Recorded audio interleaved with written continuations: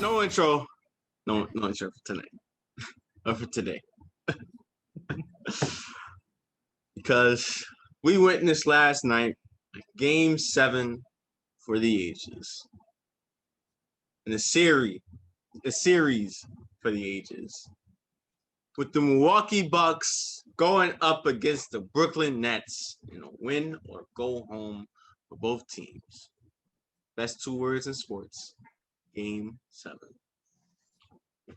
And man, what a Game 7 it was.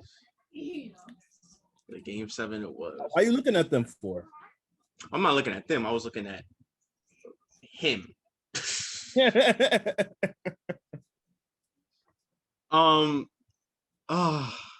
So much to go over in this game. Well, first thing that I want to say was the reffing in this game was absolutely so inconsistent and so bad.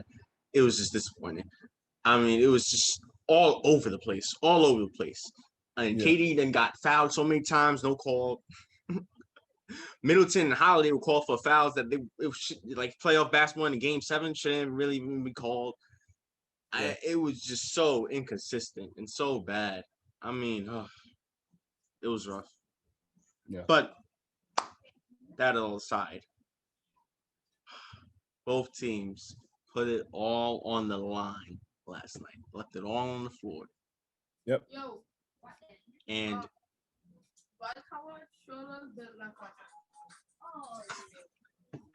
what? Nah, there's some badass kid in the background. I know.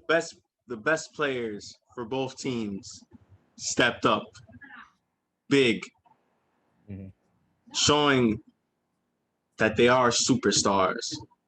And superstars do when you need them to. Yeah. Kevin Durant on one side for the Brooklyn Nets. Man. No Terrence, but wow. Kevin Durant was spectacular. I mean, what else could you say? He's been trying his best this entire series with the injury of Kyrie, the injury of Harden. Even though Harden came back not 100%, playing on one leg, he's had to carry the load. Look, man, all I gotta say is this: no disrespect to his mom or anything, but we need a better name than Kevin, bro, for this dude. Cause I'm just like, Kevin just can't be his name, bro. Like Kevin, like this man deserves a more legendary name. Like make up something more unique, man. Like Kevin, I just can't say Kevin anymore. He's so legendary. I can't say Kevin anymore, bro. I need to say something better. What's wrong with Kevin? What's wrong with Kevin? Oh man, I mean, you can say the same thing about Chris, or say the same thing about Michael, or about Michael, I guess. Michael, yeah. Paul. Hey, Paul. What's your last name, Paul? Oh, George. Oh, that's cool. Yo, he's so like what? You said that about so many players. Like, come on, man. But yeah, Kevin Durant, he really is spectacular. He really is. He played every single minute of this game, just like in Game 5. Yeah. And you could just tell he was exhausted. Exhausted. And on the flip side, Giannis, superstar, amazing game last night. Amazing. Doing what he should be doing. Dominating at what he should be dominating at. Post. Yes, in the post. Even if he took some dumbass threes, which I don't think he should have took, stay in that paint area because no one can guard you. There is a reason why all 5 members on the court have to stop you because you are too dominant. In the paint. Yeah. And in that paint area, good things happen. Long behold, 40 points. Yeah. And I think you owe somebody an apology. Who do I want an apology? He's on the bench. He's on the bench. He's an old man, a really old man. He's an old man, a really old man, and he's on the bench. And you said he's in jeopardy multiple times. I wouldn't call him old, but first of all, Your job is on the line here. Your job is on the line here. it was still on the line, all right? It was still on the line. And fine, Mike Budenholzer, yeah, I mean, I guess. Fine. Whatever you say so. I mean, still, this Bucks team should still be playing better than what they should. Don't get me wrong. What is carrying them is the players they have, and the skill set of the players, and Giannis. All right. Yeah. No, So I don't disrespect Mike. They put a better coach in there, and they're a championship team, without a doubt, not in question. Because sometimes Mike he gets inconsistent with his play call. Yeah. You're not lying. You're not lying. I'll admit. You got that one. You got that one. You right. However, when he is consistent, they dominate, Mm-hmm. and they play great. So in that regard, yeah, sure, I apologize. Fine, you saved your job for now. Nonetheless, back to Giannis, 40 on the night. Also, just like Kevin Durant, he was hunched over almost the entire game, breathing heavily. At one point, they had to call timeout because he couldn't even get back on the floor. He was just standing, he was just hunched over. Yeah. This is what you want to see in your best players, both Kevin and Giannis. Pulling it all out there, giving their all. Yeah. So much of their all that they're just drained. They're exhausted. Because this is a game 7. This is when to go home. This is for your season. This is for a championship. Yep. That's what you got to do. And that's what I love seeing from both of those superstars. Yeah. On the other side, but not on the other side, but as for the rest of the players, let's talk about Middleton and Holiday. 2 players who struggled very much for majority in this game. Majority of this game. But when you needed them, he stepped up big time. Because in that fourth quarter, they both showed up. Showed up. Because that's what your best players should do. You know? Yeah. So I got to give credit to Middleton the way he played in that fourth quarter. Helped them bring them back to this game because the Nets were up by like what?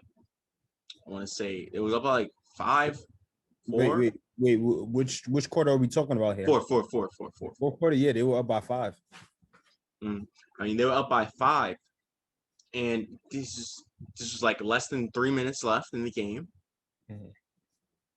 And Middleton, I mean, shot creator, doing what he does best, hitting shots when you need them. Yeah. Along with Holiday, man, he hit some big shots. Yeah. He hit some big shots. I mean, they paying you over $200 million. Come on, they brung you in for this reason, and he stepped up in that time. Didn't play well for the majority of the game and for most of this series, to be honest with you.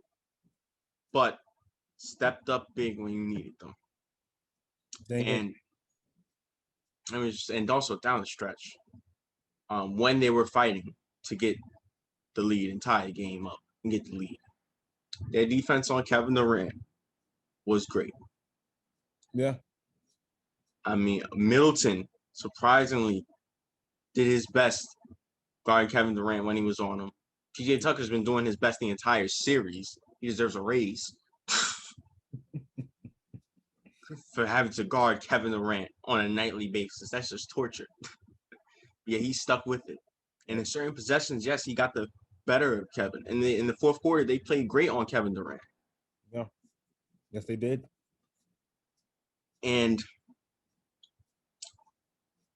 The Bucks, I forgot what had happened. They have found themselves up by 2. Mhm. Actually, they found themselves up by 4. Kevin Durant does Kevin Durant things. So he hits a shot. The Bucks, Brook Lopez makes a mental mistake. 2.1 seconds on the shot clock. He gets the ball and he's looking to pass. Yeah. You got to shoot the ball.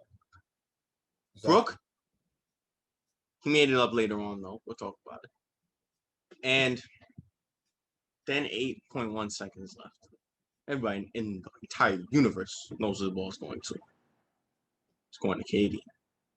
And KD, in one of the toughest shots I've seen, does a turnaround fadeaway to me and to everybody probably at home. Looked like it was a 3, and it goes in with 1 second left. But then upon review, it was a 2. Yeah. And if you looked on the replay, he's like an inch away off of that line. Yeah. It was the right call. His foot was on the line, but it was just so close that it could have ended the Bucks season. I'm sorry. I want been like those shady ass referees and gave him the 3. I want never reviewed it. I want to be like, yo, it's a 3. I see it. It's not on the line. Yo, I'm not reviewing it. It's over. But yeah. Yeah, I mean, just so close.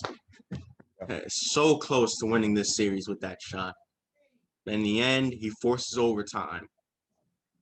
And also, in terms of the rest of the Nets, I got to give Bruce Brown and Blake Griffin credit. I mean, their hustle and the way they are playing, offensively and defensively, something to be talked about. Yeah. I mean, they was fighting for every rebound, every board. Defense was great. Blake Griffin was trying his best on Giannis. I mean, they deserve so much credit for the way they've been playing for the majority of this series. Yeah. No question. In that overtime, the Nets hit one shot. Just made one field goal in that overtime. The Bucks defense, give them credit because they did step up big time in the overtime. Yeah. But here's my thing. You look at that overtime, you could tell that the fatigue got to all of them at that point. Yeah. Because the score, like, I think who made the shot? I think it was Bruce Brown or something. Like, they made one shot, just like what you said, and the score was like 109, 111 for like the longest period of time. For a really long time. And it was like a lot of, I'm not even gonna say mental errors, but it was a lot of mistakes being made here and there and stuff like that. And I felt like whenever the Nets didn't execute, when I felt like they could have executed, then I felt like the Bucks had an opportunity to execute and they didn't execute, and it just went back and forth like that until, you know. Yep. Never good again. Yeah, but but like, you know, it was just weird to see. You could tell that fatigue was getting to them because it was like that for a long time, and I really wish Joe Harris could make a shot, man. Speaking of that, because thank God you mentioned it. I was going to mention it, but you brought it up early. Joe Harris, you have been quiet. We have been looking, searching.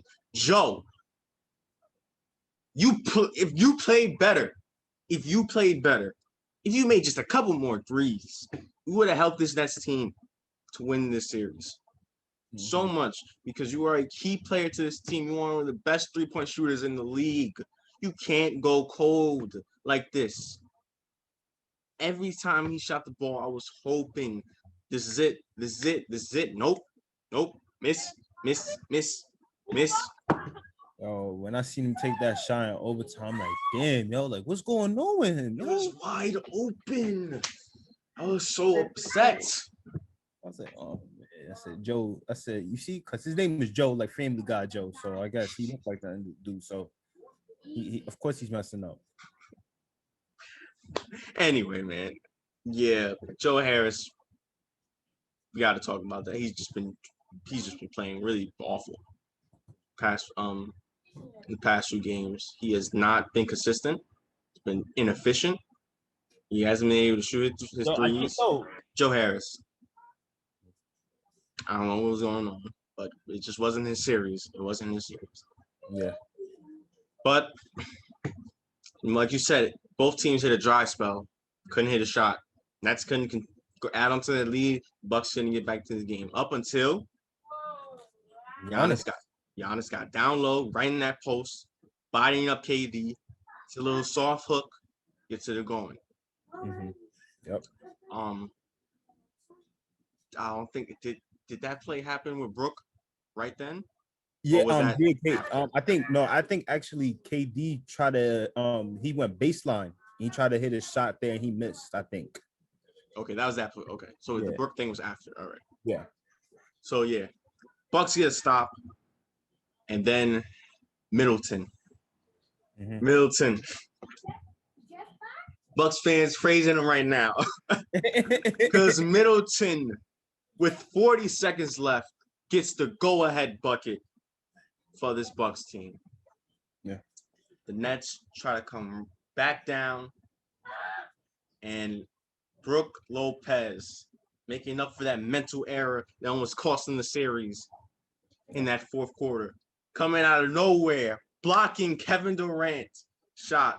The Nets get the ball back. Joe Harris, right? Yeah. Gets the wide open shot, and like we've been saying, he missed. Bucks wind the clock down. The Nets do get a stop though. Mm-hmm. Get the ball to Kevin Durant.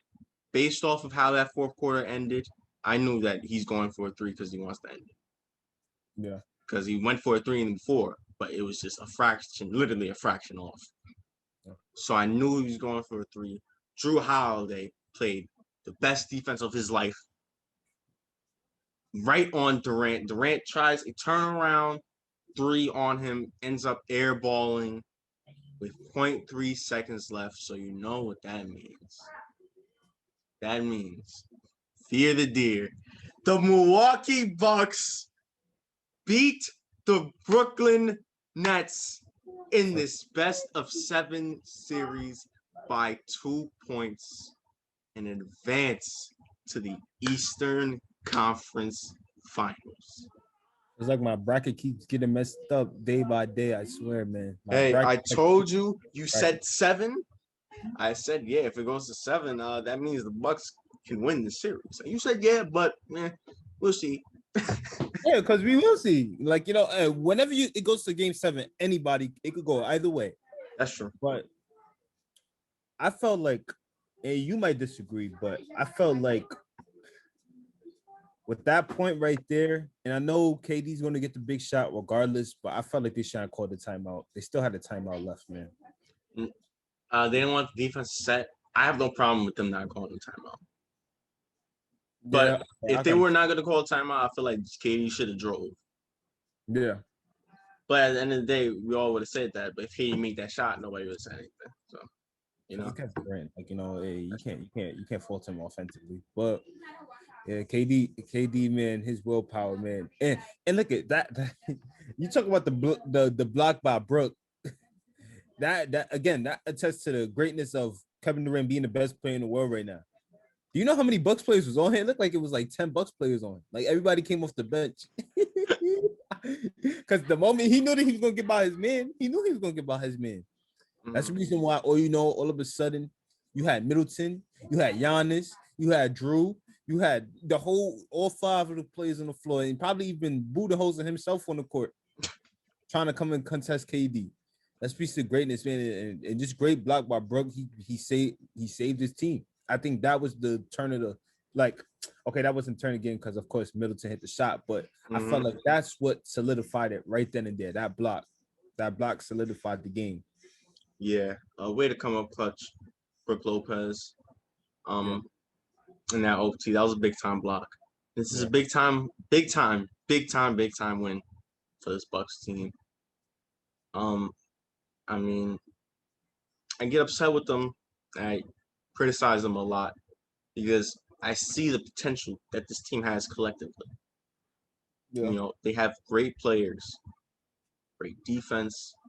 They have a great shot creator in Middleton. They have a great point guard in Holiday, and they have a great player in Giannis. So when you have all of that and you see some of these things that they do, which I criticize Mike Budenholzer too, because he's the coach, it just annoys me because I see their potential. And they still do all those things, and yet they was able to beat the Nets in 7. Yeah, well, you got a point there, man. You got a point, a big time point. So I mean, what can I say? But just want to give credit to Giannis. He balled out in this game and in this series. Even though sometimes it does take some dumb shots, he shows you he's a beast. He is one of the best players we've ever seen. He's one of the most dominant players we've ever seen. He's just the Greek freak. I mean, it says it right in his name. He's a Greek freak. And also, the free throws for him. He did struggle with these free throws, right? But when the Bucks were trying to stay in this game, he made 6 straight free throws. I know he airballed 2, which kind of annoyed me, but he made 6 straight free throws. Hey, better than Ben. Better than Ben. Let's not talk about Ben right now. But that deserves, especially when Giannis been struggling all his career from the free throw line. Yeah. And those 6 straight free throws, that was big time for this Bucks team. Yeah. That was big time. So he deserves that credit for them, even though he still needs to work on his free throws in the offseason and in practice for this next round. But he played great, and he also played 52 minutes. Middleton, like I said, stepped up in that fourth quarter. And I mean, Giannis played 50 minutes. Middleton played 52 minutes. Holiday played 48 minutes and stepped up in that fourth quarter. I mean,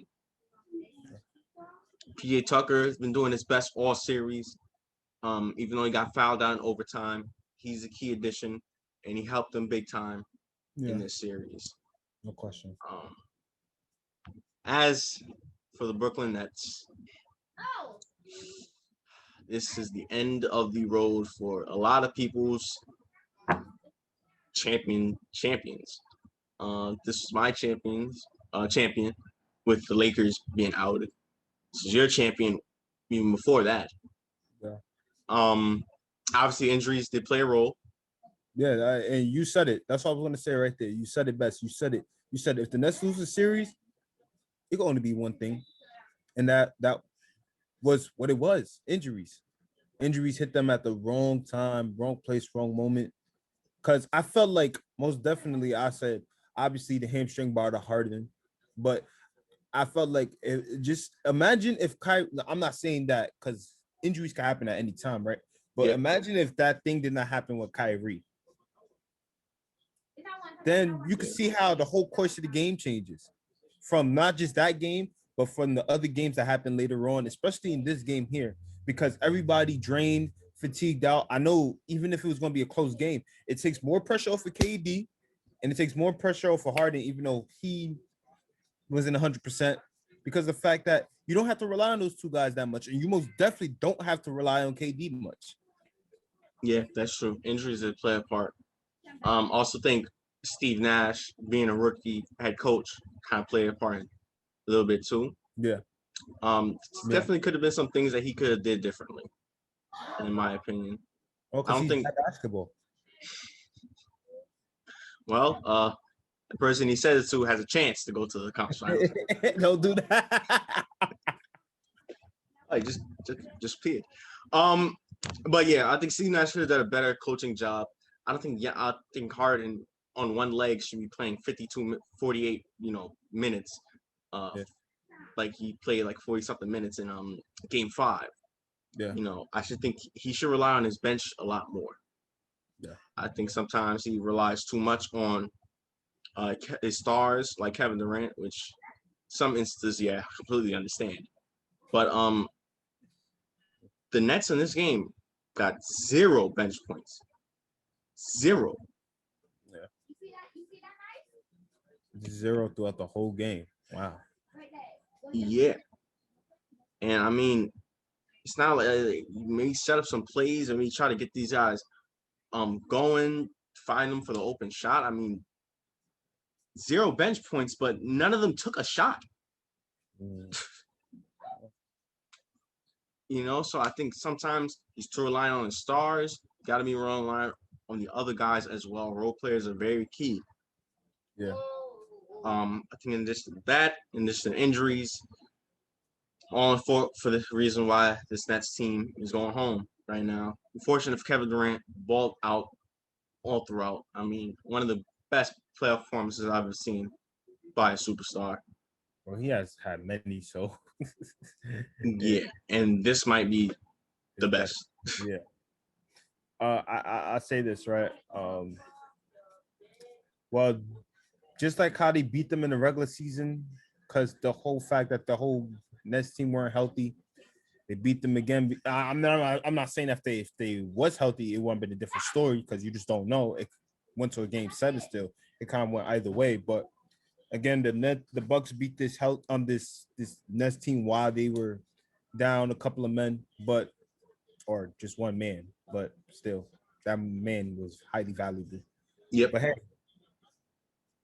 I tip my hat off to them. Congratulations to them. And for the Nets, I was just out in New Jersey earlier today. That's it. That's it. There's no more. They still got Stop trying to have these teams move back.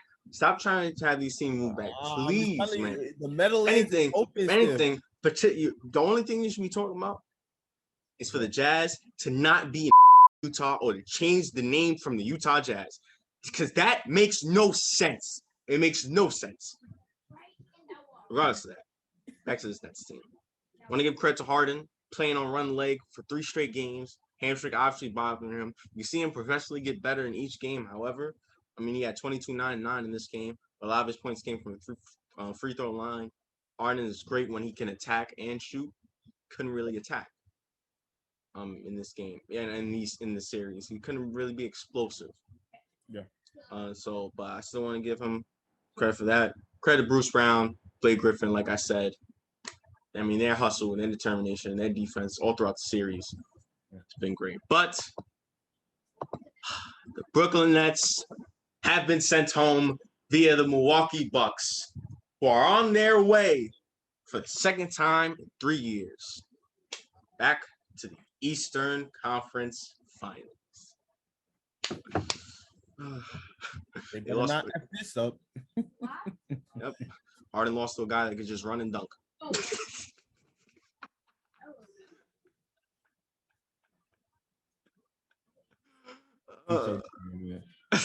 He upset. That's why he just walked out. You saw he didn't shake nobody hand. He said, "Nah." This thing really just beat us. So he just move, dunk. No skill required. No skill. But all right. Before we get into, actually, oh no, there is no. Yeah, there is nothing. Yeah, I don't think there's nothing. Yeah, there is, but now it's all retaining into this game 1 and the start of the Western Conference Finals. ABC 3:30. It is game 1. PG will be there, but Kawhi won't. The Los Angeles Clippers going to Phoenix, Arizona to battle the Phoenix Suns. Chris Paul won't be there either. No Chris Paul in game 1. No Kawhi in game 1. What do you have? Matter of fact. That's what I was thinking. Before we even go on predictions of game 1, we gotta talk about this series. This is the Clippers. Okay. We had the Jazz going, and we also had the Lakers. So we got. Let's talk about this series. These teams might be evenly matched because their star players are both out. Yeah. No question. They are. That's the reason why I had to. You see me with a long pause. I'm like, dang. Yeah. This is kind of tough. Because at this point, you can't even say who's the more talented team. Well, actually, could you? Let's see. Well, Suns, if you look roster by roster, key players, Suns still have Devin Booker. Yeah. Obviously, now he's their best player. Without a question. He was their best scorer, even when Chris Paul was there. They have Mikal Bridges, and the key player has been playing great all postseason. Cameron Payne, he's got to step up like he's been stepping up all season. He's been playing great, especially in the postseason. DeAndre Ayton, let's hope he doesn't get the Gobert treatment, but I think he's a little more athletic. Maybe he can get to those 3-point shooters more, but he's a better shooter than Gobert too. Also a better shooter. Like a better inside shooter, of course. Yeah. A better inside shooter. Great player, and he's also been playing great postseason as well. Yeah. Guys like Cam Johnson, hit threes. Dario Saric, also Jay Crowder, big time, great 3-and-D player. Also brings you intensity and toughness. Torrey Craig. Oh yeah, Torrey Craig, who was big in that Denver series as well. See how much Monty Williams chooses to use him in this series too. That's on one side. You should have Suns have great 3-point shooters. When they get hot, they can really get hot. Even on the road, they can get hot too. Yeah, the transition game, offensively. Oh yeah, they can transition game. That fast break game. Yeah, it gets dangerous. Mm-hmm. When they get on a run, they don't hold back. They really don't. And you know what makes this team so great is great teams, when the other team is on their run, great teams can halt that. They can stop the momentum. The Suns team, as we saw in Denver, they are really good at that. Yeah. Also, Monty Williams has done a spectacular job all season throughout for this team. Stepping up, making adjustments, using Cameron Payne, it's been big time. So that's for the Suns. But this Clippers team, playoff peak, Paul George, just came off a spectacular series against the Jazz.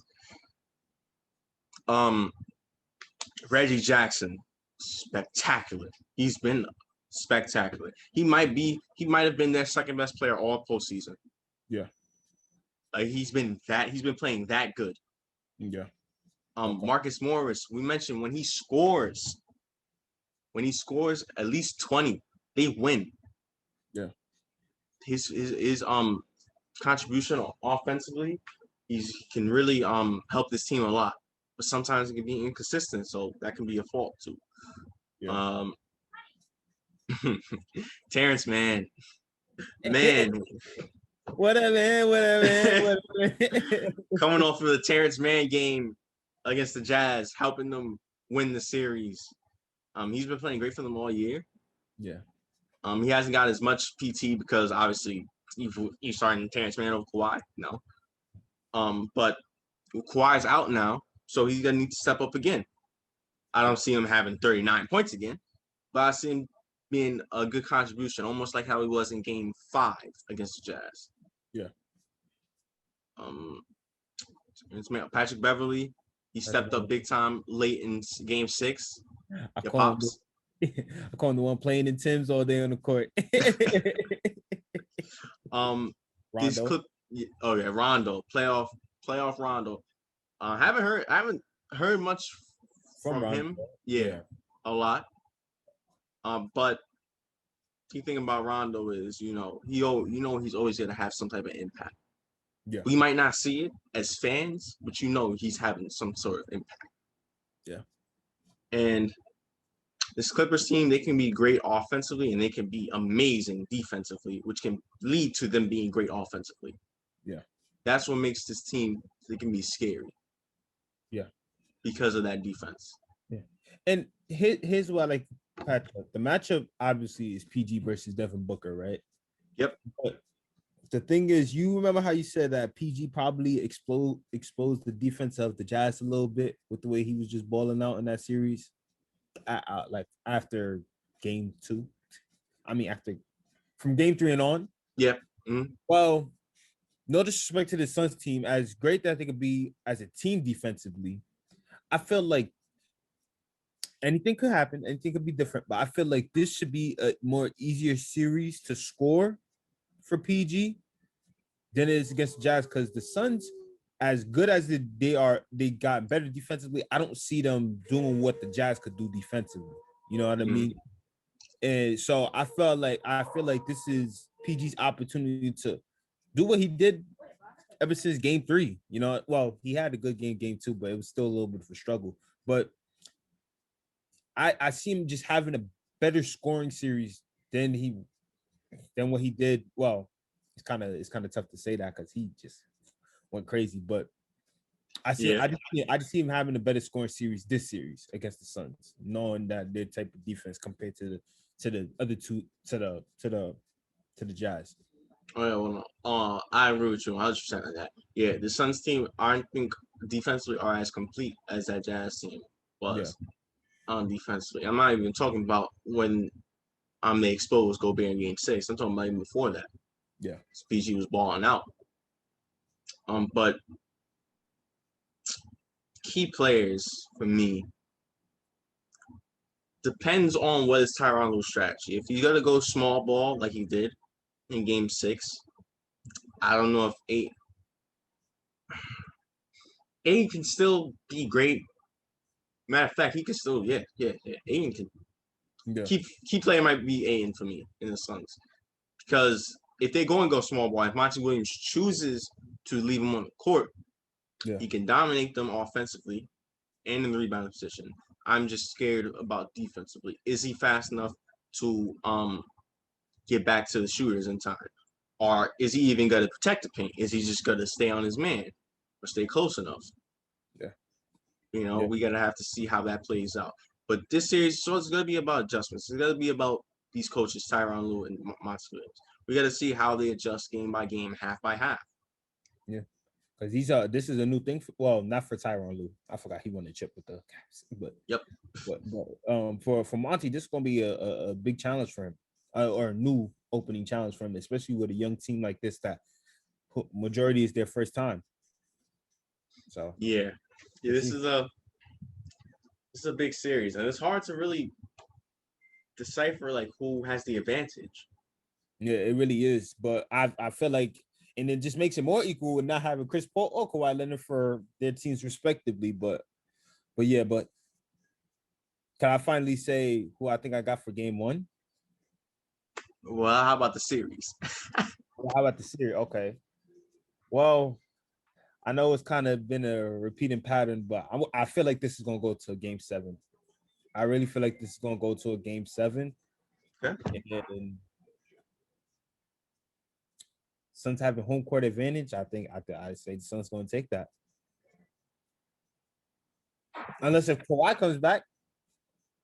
But if P3 comes back also, then it's just like, damn, I don't know what to really say. It's kind of hard to choose, but I feel like it's going to a game 7.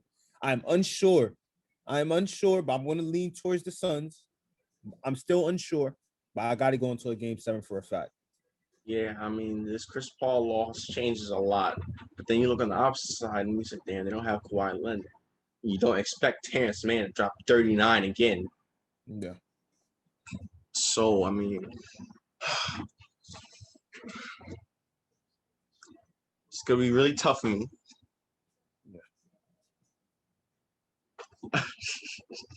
Yeah. I don't know. I don't think we ever had this kind of situation before, huh? Yeah, and I mean, who's gonna is how long is Chris Paul gonna be out? You know, how is Kawhi Leonard even gonna come back? Yeah. You know, because I think Chris Paul is going to come back. I don't know if Kawhi Leonard is gonna come back in the series. They already announced he's gonna miss game 2 as well. Yeah, it's tough because they did some weird stuff. They thought they was going to just have the season industry, and they said then they changed up, said he's not ruled out definitely yet. So indefinitely yet. So it's kind of weird with his status. My thing is they're not going to go after the risk unless if they do some miracle run and like go to the finals. But again, hey, we're talking about this specific series right now, in which it could potentially be like that.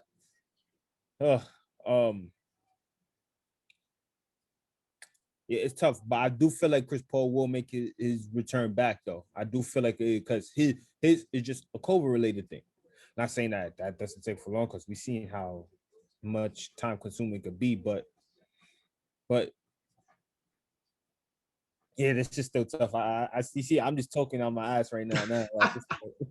but you still got the Suns in 7.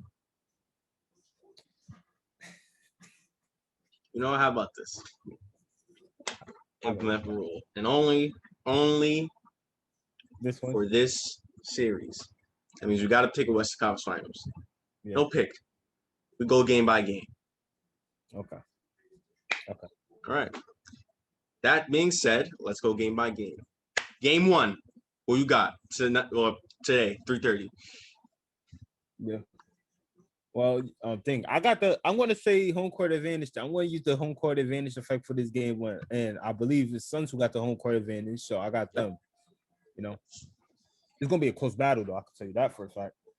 Yeah, I agree. It's going to be a close battle, but I disagree because I got the Clippers in game 1. Yeah. Paul George got to step it up. Rex Jackson and these boys, I think. Yeah, I think they can still. I think it's the steal the home court advantage from the Suns team. All right. Already got GS9 on his side. So what you think is gonna happen if the Suns win? Like, you know,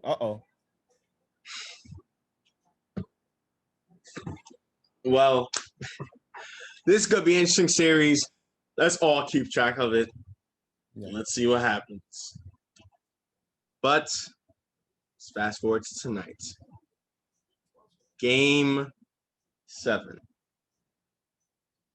8 o'clock TNT. The Atlanta Hawks look to upset the number 1 seed and advance to the Eastern Conference Finals. First time since 2015. Right? 2014? Yeah. To advance to the Eastern Conference Finals against the Milwaukee Bucks, who are waiting for this series to end, and the Philadelphia 76ers. Playing in Philly. Last time they played in Philly, they were booed heavily because they just blew a 26-point lead. But they came back, bounced back in Game 6, won that game, even the series up. Now they're back on their home floor. And they look to advance and meet the Milwaukee Bucks. Who do you have for Game 7? This is tough. This is real tough because now it could go either way, obviously. It's a 50-50 ball here at this point. But I'm going to stick with my pick and go with Philly on this stipulation. Ben Simmons just has to go out there, be aggressive, and try to get to the basket. We know what he's going to do on all other aspects, except for one other aspect, of course. I just need for him straight out the gate, forget Embiid, because he's going to do his thing. I know the shooters are going to be there. Just get to the basket. Try your best to finish around the basket because that's the only way you are getting your points. And I need you to do that from start to finish. No off aggression or on aggression. Well, I can tell you that's not happening. I got the Hawks. I know. I did pick the Hawks in Game 6, and I said after Game 5 that I think the Hawks are going to win this series, and I'm going to stay with that. Yeah. This Hawks team is really dangerous. I mean, they already stole 2 games away from the Sixers on their home floor. We saw them close out a series at home at the opponent's home. We saw them do it in the Garden against the Knicks in round 1. I think they could do it. Get this upset against this number 1 seeded championship contender Sixers team. But should be a fun game. Should be very interesting. We'll see what happens later on tonight. That being said, though, it's time to wrap things up, Ja. Final thoughts? Hey, man. I can't believe Kevin. Can't believe he's not there, man. I really thought this was it. This is it. Like, again, The Meadowlands is still open. I just went to New Jersey Oh my today. Lord! But wait, Listen, man. I let it go. I let it go. Okay, I let it go. I let it go. But I'm just saying it's there. But yeah, but please, Ben, please just get to the basket. That's all I'm asking. Just please try to finish around the rim. Please. Like, because they're not gonna hack a Ben early now. Like, that would be stupid. Like, come on. Please. Let me tell you what Ben's gonna do. Get the Do? ball, dribble as fast as he can, sprint down the court, all just to stop on the free throw line, stop on the 3-point line, look for a teammate, pass it, and then set a screen. Come on, this is what he does. When he gets the ball or gets a rebound, he sprints fast as hell, stops at the 3-point line, look for a teammate, pass it, sets a screen. Yeah, that is true. That is true. Hey, man, but hey, if he could get 42 against Utah, then let me stop. That was a long time ago. I'm waiting for that, Ben. I'm waiting for that, Ben. Yeah, I'm waiting for that, Ben, too. And obviously, I don't want him to get 40, of course. I don't care about him getting 40. But I just need for him to try to get his points the way he could, please. And have that aggression mode on. Not off, on. Please, all the time. Do not switch it off. Because if you switch it off, I am not watching that game. I swear I will turn off my phone. Because I'm not going to pay attention to that game anymore if I see that he's not playing the way I think he should be playing. He's going to watch the game. No. You said that about Ben. I'm going to say something about someone who plays like Ben, but, with aggression and with confidence. Man right beside me. Giannis. Giannis, he took a lot of criticism over the past few years in terms of, as everyone says, not having as much skill, just built using his body. I've been a strong advocate for Giannis. Yeah, yes, you have. But when he plays and how he played in the Brooklyn series, when he scored and when he attacks, he just proves that he's just one of the best players we've seen. Yeah. Because he's too dominant, he's too big, and he wants it too much. That is the key.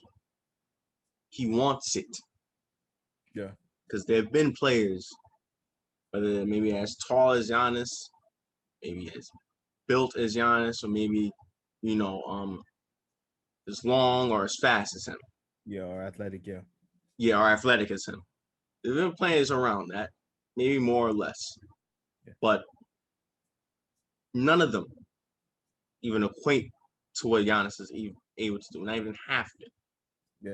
Yeah, like they haven't been able to put it all together.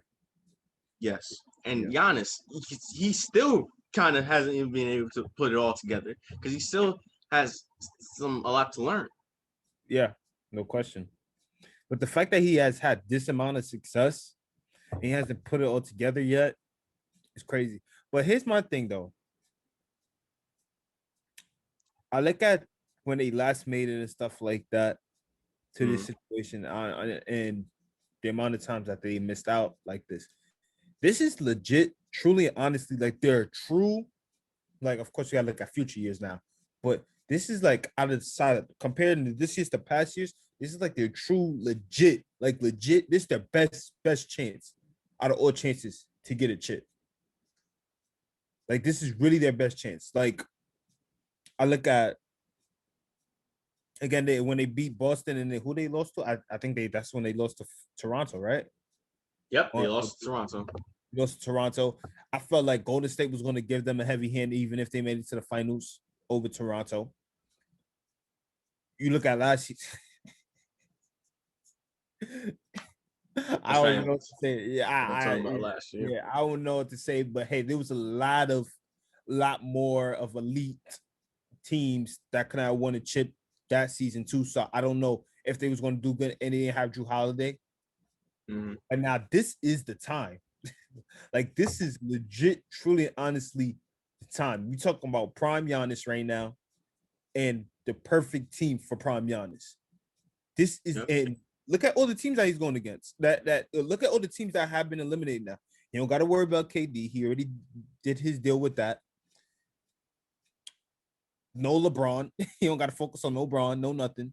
Like, like this is like the only the team that he probably got to focus on, and yet that's only if Kawhi comes back, is the Clippers if they make it there. That's the only potential threat I see. Do I have them win the chip? That's my personal opinion, but I'm just saying in the general aspect, this is like legit their 99.9% greatest chance out of all the past times. Yep. Yeah. And if Giannis plays like how he did it against the Nets, in terms of in the paint, please. He averaged like 30 for the series. I mean, that's what you want from a superstar.